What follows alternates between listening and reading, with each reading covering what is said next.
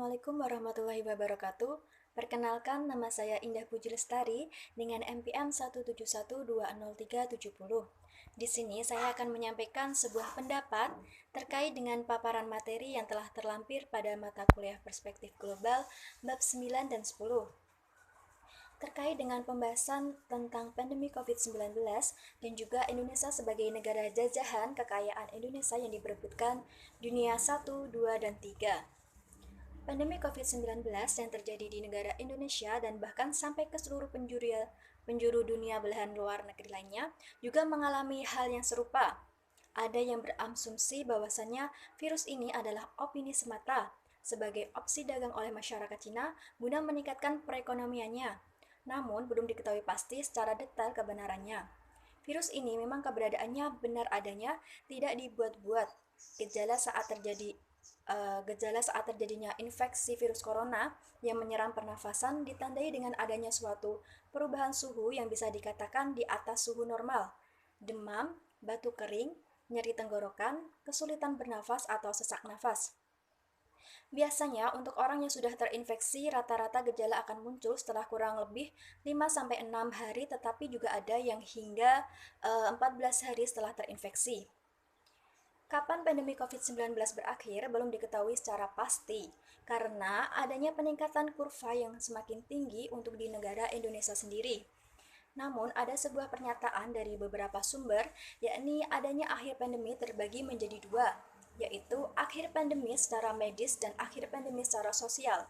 Dari segi medis, bisa dilihat dari jumlah pasien yang seiring berjalannya waktu mengalami kesembuhan meningkat. Sedangkan dari segi sosial, walaupun dari segi medis mengalami penurunan kurva positif COVID-19, akan tetapi masyarakat masih enggan untuk melakukan kontak sosial kepada orang lain. Dampak dari kehidupan sehari-hari yang diakibatkan karena adanya pandemi COVID-19 ini antara lain perusakan minyak mengalami keanjlokan, hotel dan resto mengalami penutupan dalam sementara waktu, karyawan di PHK, harga jahe dan gula meningkat, tempat hiburan seperti bioskop mengalami penundaan dalam penayangannya. Untuk materi 10 sendiri, yaitu terkait dengan isu lokal menjadi global, sejarah Pulau Rune, Maluku, kekayaan Indonesia yang diperebutkan dunia 2. Selanjutnya sejarah Freeport, sejarah yang diperebutkan dunia 2. Selanjutnya juga agenda kolonialisasi modern, tambang nikel, kekayaan Indonesia yang diperebutkan dunia 3.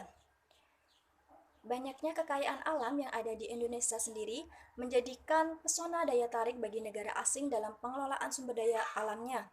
Salah satu contohnya yang bisa kita temui antara lain Pulau Rune yang terletak di Banda, Maluku, Indonesia memiliki daya tarik sebagai pulau harta karun penghasil pala, sehingga sejak zaman dahulu kala pulau jajahan yang pernah disinggahi Amerika Serikat dan New York untuk menguasai hasil alam, mengeruk sebanyak-banyaknya biji pala untuk dijual dan mendapatkan keuntungan semata, memperkerjakan pribumi tidak sepatutnya.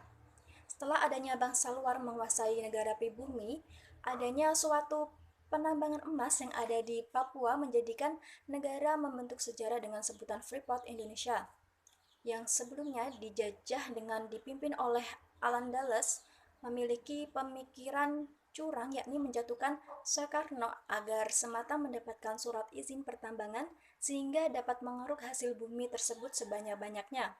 Hingga pada akhirnya Freeport dibentuk guna mesejahterakan masyarakat pedalaman melalui infrastruktur, namun mampu meningkatkan sosial Indonesia.